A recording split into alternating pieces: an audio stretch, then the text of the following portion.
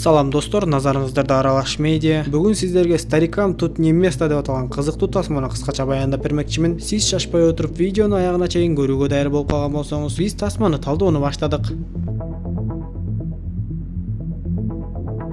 Болот.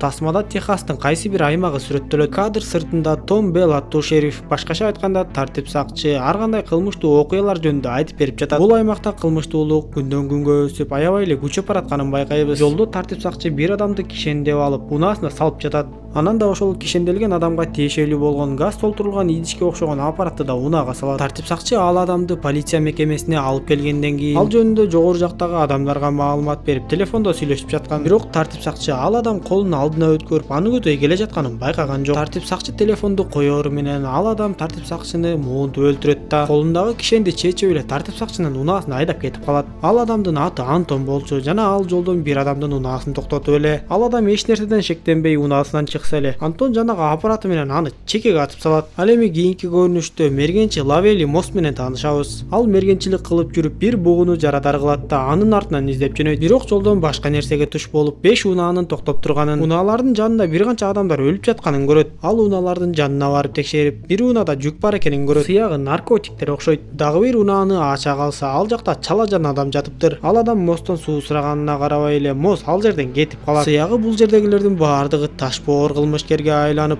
адамгерчилик деген нерсени такыр эле унутуп калышкан окшойт. Мост мынча адамдын өлүмү жөн жерден болбогонун сезип, айлана тегеректе карап жүрүп эле бактын түбүнөн дагы бир өлүк кишини таап алат. Ал адамдын жанында бир кичирээк үкөк бар эле. Мост анын ичин ачып, ичи толо акча экенин көрөт. Дароо эле акчаны алат да үйүн көздөй жөнөп кечинде үйүнө келип, аялы Карлага бардыгын ачык айтып эле бир үкөк толо акча таап алганын айтат. Бирок аялы ага ишенбейт. Түндө уктай албай ойлонуп жаткан Мост кайрадан унаасына айдап чыгып, окуя болгон жерге келет. Ал унаасын алысыраак токтотуп коюп келгенде, ал жерге андан башка дагы 2 унаа келгенин көрөт. Алар Мосту байкап калышат да кубалап жөнөшөт. Мост жөө жабактап качып жүрүп отуруп, дарыяга жетип, дарыя менен кошо агып кетип кутулат. Бирок анын аркасынан түшкөн чоң ит анын артынан калбай эле келатты. Бир топтон кийин жээкке чыккан Мост итти да өлтүргөнгө жетишет. Кийинки көрүнүштө жанагы Антон деген өлтүргүч ошол аймактагы дүкөндөрдүн бирине кирип, ал жердеги жашы өтүп калган сатуучуга ар кандай коркунучтуу сөздөрүн айтып эле, чөнтөгүнүн тыйынын алып чыгып эле, бүркүт жагын тандайсыңбы же сан жагын тандайсыңбы деп айтат. Кеп дүкөнчүнүн өмүрү жөнүндө болуп жаткан. Эгер ал утулуп калган болсо, бул өмүр менен кош айтышмак. Бирок дүкөнчүнүн бактысы бар экен, ал оюндан утуп кетет да аман калат. Бул кезде Мост үйүнө кайтып келип, аялын шаштырып, окаттарын жыйнаштыра баштайт. Ал Карланы башка шаарга жөнөтүп жибермекчи болуп жатат. Анткени эми тигил жерде Мосттун унаасы калып калгандыктан, ким гана болбосун Мосттун үйүн батыр эте алып келмек. Түндө жанагы Антон менен 2 адам окуя болгон жерге келишкенин көрөбүз. Ал адамдар Антонго бул жерден бир белги берүүчү аппаратты таап алышканын айтышат. Ал аппаратты көргөн Антон эч ойлонбой эле ал жердеги 2 адамды дароо атып салды. Эртеси тартип сакчылар дагы ошол окуя болгон жерге келишет. Ал жерден алысыракта токтоп турган Мосттун унаасын көрүшөт.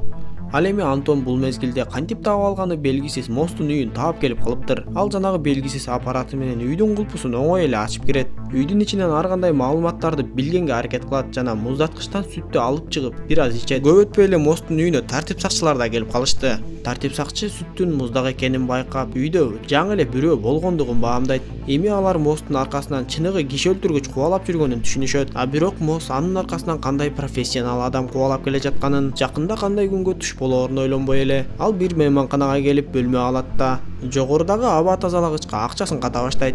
Андан соң ал дүкөнгө чыгып, өзүнө керектүү баардык нерселерди сатып алып, кайра такси менен үйүнө кайтып келе жатканда, ал өзүнүн мейманканасынын терезеси бир аз ачылып калганын байкайт да унаадан түшпөй туруп эле башка мейманканага кетип калат. Жаш тартип сакчы шерифке жанагы жолдо табылган өлүк адамдын башында ок жок экендигин айтат. Аны уккан шериф дагы кантип мындай болот деп эле ойлонуп калды. Ал эми Мост болсо өзүнө курал жарак сатып алат да баягы мейманканасына келип, бирок мурунку бөлмөсүнүн жанынан бөлмө сатып алат. Бөлмөгө кирген Мост кийим илгичтерди кескилеп эле бир нерсе жасай баштайт. Ал эми Антон болсо жанагы белги берүүчү аппараттын жардамы менен Мост жашап жаткан мейманкананы да таап келип алат. Ал кызматкерден сурап бош бөлмөлөрдү карайт да үн чыгарбаган куралын алып эле Мосттун бөлмөсүн көздөй жөнөйт. Бул кезде Мост кошуна бөлмөдөгү аба түтүкчөсүнөн жанагы акча салынган үкөгүн өзүнө тартып алганга аракет кылып жатат. Антон ададынча кулпуну ачат да үйдүн ичине кирип барып 3 чоочун адамды атып өлтүрөт. Ал акчаны үйдүн ар кайсы жерлеринен карап, бир кезде аба түтүкчөсүн карап эле ал жерде акча болгонун жана аны кимдир бирөөлөр алып кеткенин түшүнүп калат. Бул кезде Мосс акчаны алып башка жака качып кеткенге жетишкен эле. Эми жанагы өлтүргүч Антондун аркасынан дагы бир Уэллс деген адамды жөнөтмөкчү болуп жатышат. Алар Антонду акылынан айнып калды деп эсептешип, колдон келсе жок кылып салууну жетишет. Ал эми Мосс болсо башка бир мейманканага келип ошол жерде түнөп калат. Ал түн ортосунда ойлонуп жатып, анын аркасынан кубалап жүргөн адам аны кантип эле таап алып жатат деп ойлонот. Бул жерде мен билбеген бир нерсе бар деп жанагы акча салынган үкөктү аңтарып жатып эле ал жактан белги берүүчү чипти таап алат. Эми Мосс баардыгын түшүнүп, ал адам азырда бул жерге келип калганын билет. Дароо эле куралын октоп эшик жакты мейлеп турса, эшиктин артынан кимдир бирөөнүн басып келгени байкалат да бир аз туруп кайра кетип калат. Эч нерсени түшүнбөй туруп калса, Антон жарыкты өчүрөт. Антондун мынча амалдуулугун көргөн Мосс дароо эле эшик тарапта аткылай баштады. Андан соң дароо эле акчасын алып терезеден секирип көчө менен качып жөнөйт. Антон анын аркасынан аткылап Моссу жарадар кылат. Бирок Мосс болбой эле качып кеткенге жетишип, жолдон бир унааны токтотот да ичине түшөт. Дал ошол учурда Антон айдоочуну башка атып өлтүрүп, арт артынан ок чыгарып эле Моссу өлтүргөнгө аракет кылып жатты. Мосс дагы амал көйлөк кылып, башын ылдый бекитет да унааны жүргүзө баштайт. Бир аз аралык жүргөндөн кийин эле кайрылыштан Мосс башка унааларды сүзүп токтойт. Ал дароо эле унаадан чыгат да жолдун аркы бетине өтүп жашынат. Антон анын аркасынан унаага жакындап келгенде, Мосс жолдун берки бетинен чыгып эле Антонду аткылай баштады. Ошол жерден Антон жарадар болуп өзү качканга туура келет. Сыягы бул Мосс деген адам деле оңой адам эмес окшойт. Ал чек арага аз эле калгандыктан барып Мексикага өтөт да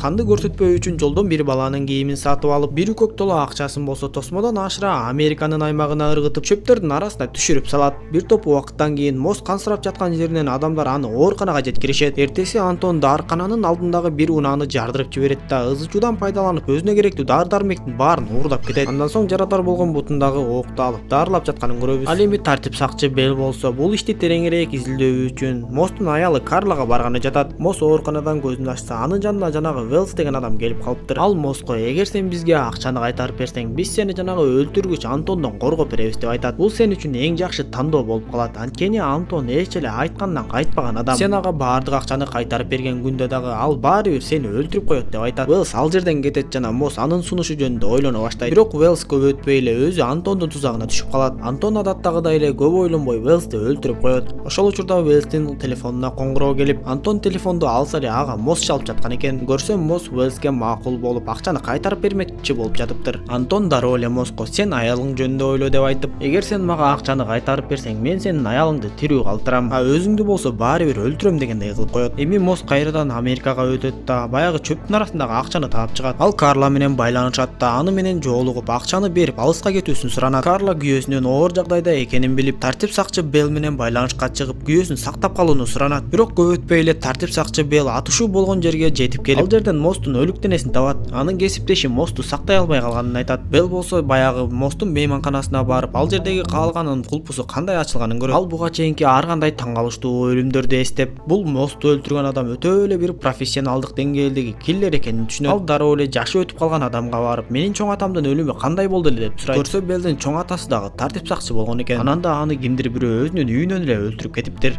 Ошентип Карла күйөөсүнөн айрылгандан кийин эми апасынан да айрылып калат. Ал үйүнө кайтып келгенде үйдө аны Антон күтүп жаткан эле. Карла ага өзүндө эч кандай акча жок экендигин айтып, эгер Антон аны өлтүргөн күндө да эч кандай пайда таппаарын айтат. Анда Антон Карлага мен сенин күйөөңө тандоо бергенмин. Эгер ал мага акчаны кайтарып берсе, мен сага тийбейм деп айткам. Бирок ал мага акчаны кайтарып берүүдөн баш тарткан деп айтып, кайрадан эле тыйынын алып чыгып, бүркүт жагын тандайсыңбы же сан жагын тандайсыңбы деп сурады. Анда Карла эки жагын тең такыр эле тандабай айтпай коет. Ошентип акыры Карла тандабаса да Антон тандап, анын тандаган жагы туура келип эле оюндан утуп чыгып, Карланы өлтүрүп үйүнөн чыгып бара жатканын көрөбүз. Ал андан ары жол жүрүп баратып эле жолдон автокырсыкка учурап калат. Колу сынып калган Антон ал жерге жетип келген эки балага акча берип эле мени көргөн жоксуңар деп андан ары кетип калганын көрөбүз. Тасманын аягында тартип сакчы Бел пенсияга чыгып аялы менен отурганын көрөбүз. Анын атасы да чоң атасы да ушундай аскер тармакта иштегендиктен убагында кимдир бирөөлөр тарабынан өлтүрүлгөн эле. Ал эми Белге болсо атасы менен чоң атасынан айырмаланып пенсия курагына чейин жеткенге мүмкүн болду. Ошентип барган сайын заман өзгөрүп, карлардын ордуна жаштар келип,